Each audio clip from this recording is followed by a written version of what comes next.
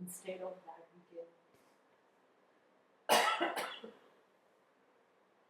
can. Hmm.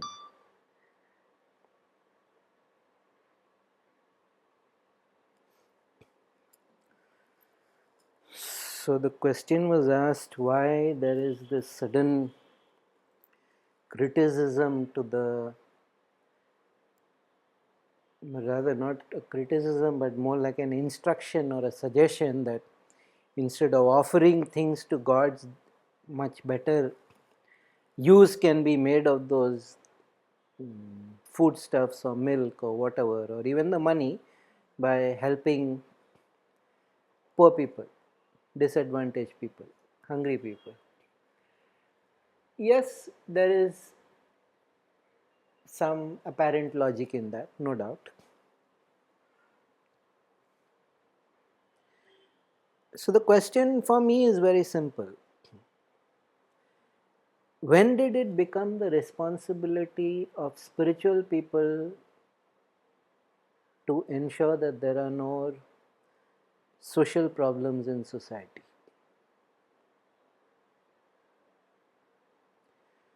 What are the governments doing? What are the people doing? How does poverty become the responsibility of somebody doing sadhana? How does pouring one tumbler of milk or even a few liters of milk over a Shivlingam become this kind of horrifying act? Or, it's not like the country is going through a famine or something, where of course that is a dangerous thing. But if we are starting that,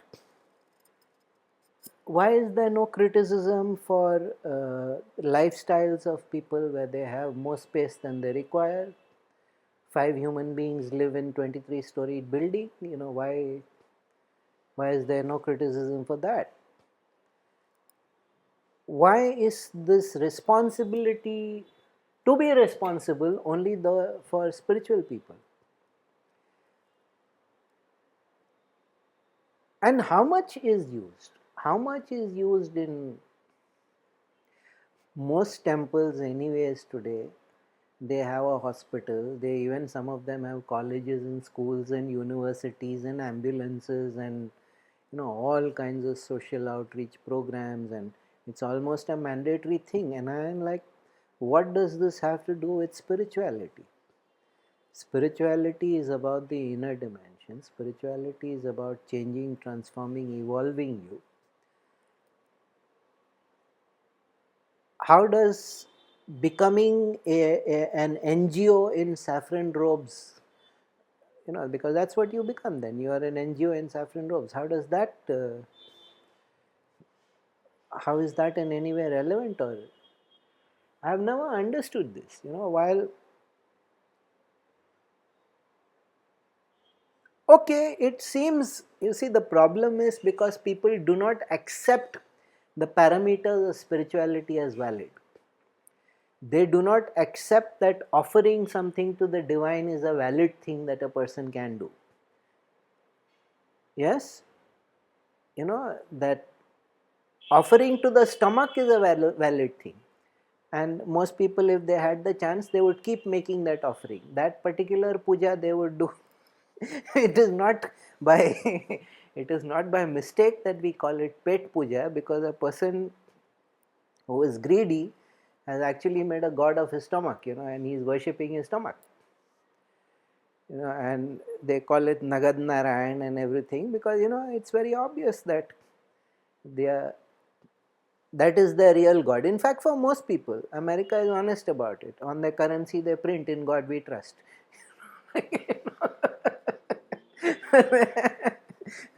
Yeah, they are very, very honest about it, which is why they do well.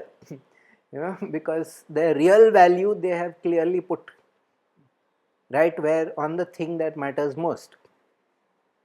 So when these arguments come that milk should not be wasted and money should not be wasted, the obvious answers, people don't have any problems with society being okay with the existence of brothels, existence of alcohol, existence of tobacco, existence of dangerous drugs. But if money is spent on a temple, oh, that is a waste of. And actually a temple might transform people, because a temple is a kshetram, and a kshetram is a field of transformational possibility, a vibrational possibility. So making a temple is always a much better, but in today's world where land is so scarce, and they are saying, man, we could have built one multi-story tower here, and and that valuable real estate is being wasted on something useless like a temple. So let us leave aside all the obvious objections to that, because at the core of this objection is something very egotistical, something that is very nasty, and that is, God exists to serve me. My agenda, my desires, my needs, my whatever has to be served. Now, if you are so concerned about the state of poverty, why don't you do something about it? Why don't you go and join an NGO? Why don't you give away your salary or do whatever it is you wish to do? Why are you coming and interrupting somebody who is doing his sadhana in a manner that is traditional and prescribed? There are reasons why offerings are made in a particular manner into the Havan. There are reasons why milk is poured over the shivling. There are reasons why people donate and give dakshina. We don't need to get into all of that. To say that spirituality has to explain itself according to the immediate, pragmatic, practical value benefit norms is a complete slap on the face of spirituality. It is said by people who have no understanding of spirituality. The entire value systems are different. The entire approaches of what people. Why would you not sacrifice something? The notion of sacrifice has become like in the Kathopanishad, where the person is supposed to be doing the Sarvatyaga sadhana, and he's just giving away the cows which are no longer giving milk and all the old and useless items. Nachiketa's father, he is not giving. Why would you not give your best to God? In the Christian tradition, there is fantastic saying, ad majorem gloriam Dei, for the greater glory of God. We are building the cathedral for the greater glory of God. We are building the usual stupid answer today is, oh, God is beyond all that, God does not need that. So you know what God wants. You know better than the people who have spent their whole life in a spiritual process what God wants. You who have not done 5 minutes of sadhana, 2 minutes of kriya, half a second of mantra japa, and zero devotion in multiple lifetimes, you know better what God wants. It is a completely arrogant perspective. It is a completely arrogant perspective, and the main reason why this, because of socialism, because of the Russian Revolution and the Chinese Revolution, and because of the overwhelming poverty, and they saw that most of the money was getting trapped in the churches and things like that. So there was a very, there was a very anti-church attitude, and that seeped into all of Western culture, and therefore it naturally seeps into the rest of the world. But fundamentally you are saying spirituality has to justify itself on my terms. And the truth of the matter is spirituality has to justify itself only on its own terms.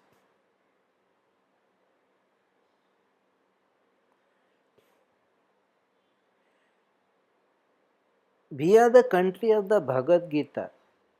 Krishna is willing to see an entire war through just so that Arjuna can break through in consciousness, because of a man like Arjuna breaks through and attains, that is actually a net forward gain for the whole of humanity. And that is the kind of price he is willing to pay for it. That's an extreme example. All I am saying is, if somebody has decided that this is my path, this is my sadhana, why do you feel so personally affronted? What a waste of money.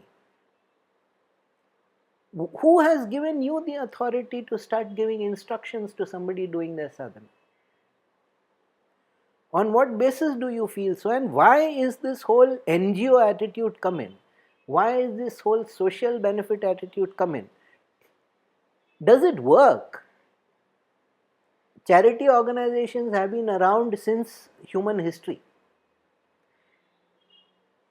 Has that changed? People's basic greedy, grasping nature doesn't change. The only hope for people to become slightly more generous and compassionate is a spiritual.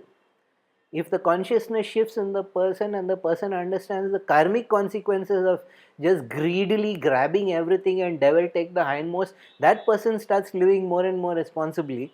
But no, everybody must act as if they are some kind of enlightened master. And I am asking, 1 million NGOs in India itself, has that changed India in any way? Why do you want spiritual people also to start living like jholawalas? Yeah, it's unbelievable. Where does this attitude come from? Where does this attitude come from that I don't need to do anything? I don't need to give anything. I don't need to say anything because it is God and God knows everything. On what basis do you make these deductions or these assumptions? This is all your arrogance. God, who is the creator of the universe, Ishvara, has nothing better to do but to keep one telescopic or microscopic eye on me, and whatever stomachache I have, or the fact that my children are not getting good jobs, that is his major and primary concern. Now, I've said this before and I'll say it again. The average run of the mill devta, the smallest devta that we can think of, he is greater to you by 100 times than you are greater to an ant. If you step on an ant, you do not spend your whole life, the rest of your life, agonizing over it. Oh, what a pity, I stepped on the ant. And then you don't even bother to scrape, because after all it's an ant. If it was a cockroach, you would scrape it off. Now when people say these things, it's pretty obvious they have no idea of the spiritual dimension. It is pretty obvious they have no idea of what it means to engage with the divine.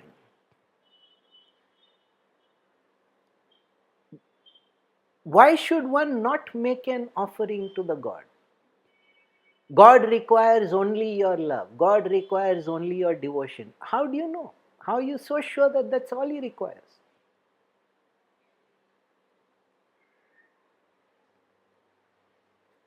And everybody repeats these formulas, and you look at them and they have no spiritual. If they were so wise and transformatory, then they could just walk in and they could get like billions of dollars maybe in some kind of. These lectures are all about, I'll tell you where it comes from. Psychologically, I'll tell you where it comes from. A spiritual person is trying to be free. The other people are living in social cages and they can't bear to see that somebody is looking for freedom. It essentially comes from there. This person is not going to share this cage with me and my fellow monkeys. Actually looking to grow, actually looking to be different. No, no, no, no, no, no. First you must fix the problem of, it is rather like saying there is a brilliant child, the school has decided that let us give the child a double promotion or whatever, and all the other people say no, no, then what about all the children left behind? They will feel bad, therefore let this person stay. When a person is doing a spiritual process, or when there is, if it is, so long as it is not exploitative, now I understand. If it is an exploitative process where you are snatching money from people, naturally anybody will object to that. But if somebody can afford it and wishes to do a puja thali properly, on what basis are you telling that person, no, no, don't waste all that money on the puja thali, but you will waste that money on buying designer watches and designer shoes and designer bags? Because that is your real God, you see. I was hearing about that Sunanda lady. she had about 6 watches or 10 watches, I don't know what, but her watches collection itself is a few crores. Just her watches are worth a few crores. Now, where her devta is or where that category of person their devta is, it is pretty clear. Nobody has any objection, or you don't voice that kind of objection, but spirituality is held to all these spurious moral standards. And I have always said that spirituality is never about morality. It is about being ethical, it is about transforming. Because morality is very context dependent, time dependent, society dependent. And the very people who will never do anything, has no thought, care or concern for another human being, will be the first to criticize.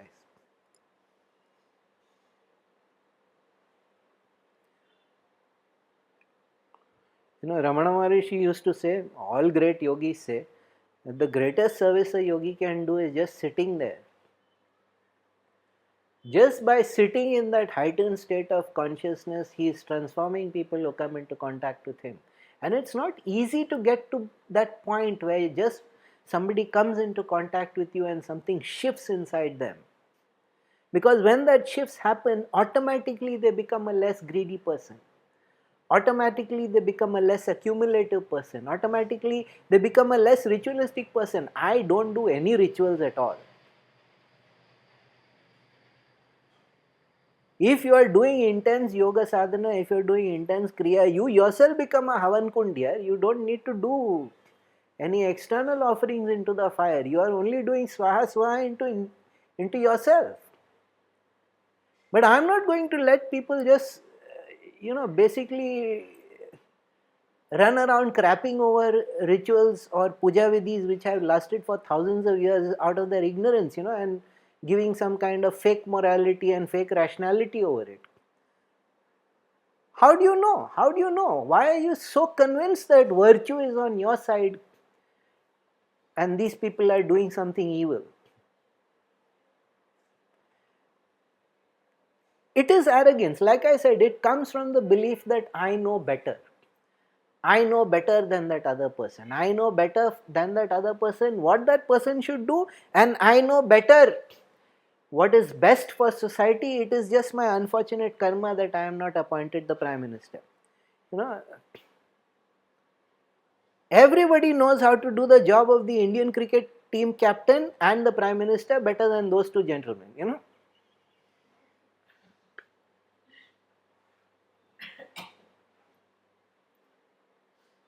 Everybody knows how to do it better. And everybody knows better than the gurus. People who have been doing sadhana and nothing else for 30 years, you read one book in a bad translation and you instantly know better. Now, if there is a fake guru or a fraud guru or there is exploitation going on, I am the first person to say that is nonsense. But when there is Shraddha, how can you say that Shraddha is not allowed? How dare you say that Shraddha is not allowed? How dare you say that somebody should not offer? And how dare you say, that impulse is good, but do it my way?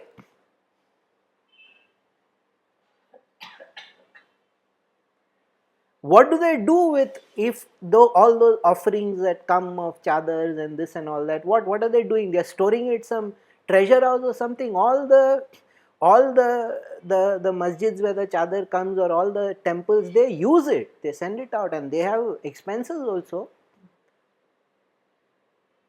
If somebody puts money into a dakshina pit, oh no, you should have given it to a charity. Of course.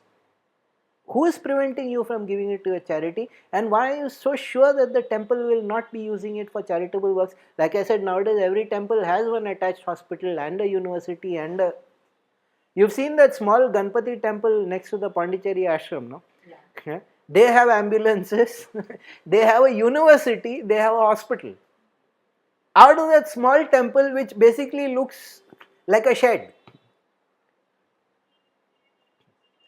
So you don't need to lecture temples on what to do with the money. Any halfway decent temple does only good things with the money.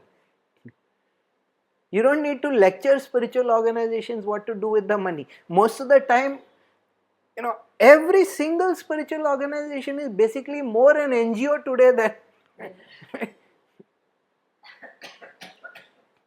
because of this. And I am saying, I don't care. I am interested in transforming people, because if you transform the consciousness of the person, that person will automatically become a better human being, will not become a social nuisance. That is much more important than trying to beat everybody into heaven or lecture everybody into a state of grace. This stupidity has to stop. This whole business of I know better, or I am coming from a heightened social consciousness. No, you're not. You're basically looking at money that is not being spent on you. You're feeling spiteful and jealous and angry, and you're hiding behind poor people because you don't give a hang about poor people. If you did, you wouldn't have time to make such criticisms. You would be in the slums with them. You'd be doing things to educate them or train them or donating things to them, but people very soon realize that is not a very fruitful way to go forward. So a lot of this is just spite and envy, and I am saying it is not coming from any place of honesty. Very, very rarely it is coming from a place of honesty. It is actually coming from a place of, look at all that money flow in that direction and nothing is coming. One small side branch, if it would trickle towards me, it would be okay. I find it a very astonishing attitude. I do not understand this. Now it's quite another matter. It's quite another matter if there is exploitation going on, if people are being squeezed and the money is being forced out. But if somebody is voluntarily offering something, poverty is not going to stop because people stop spending money on temples and rituals. Poverty will stop when society wants it to stop. At the moment, society, the way society is structured, there is a social benefit to large numbers of dominant people that people remain poor. And it has nothing to do with religion, it has nothing to do with religious practices. Or maybe it has a lot to do with religion, but it has nothing to do with spirituality.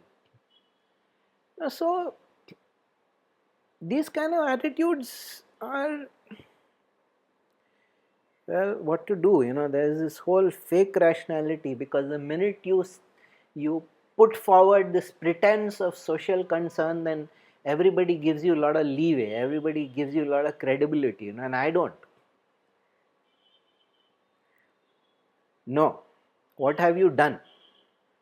What is your credibility to speak on spiritual matters? You just cannot come to the table and say that my ignorance is as valuable as all your sadhana. No, it's not. My misconceptions are as great as your knowledge. No, it's not. You cannot just come and say, because this is making me feel bad, or because I am a little uncomfortable, or I don't comprehend it, or because I am feeling jealous that the money is not coming my way, please shut down practices that have been going down for thousands of years. You can't say that.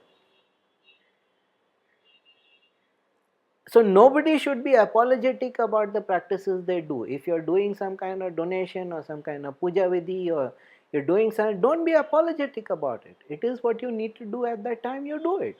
When it is no longer required, you yourself will. And a genuinely spiritual person always has a very heightened social consciousness, always has a very heightened social responsibility.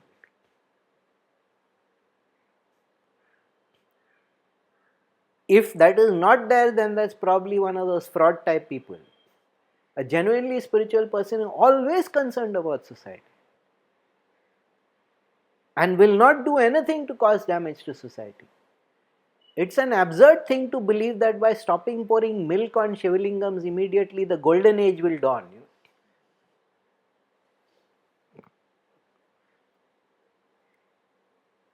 Enough?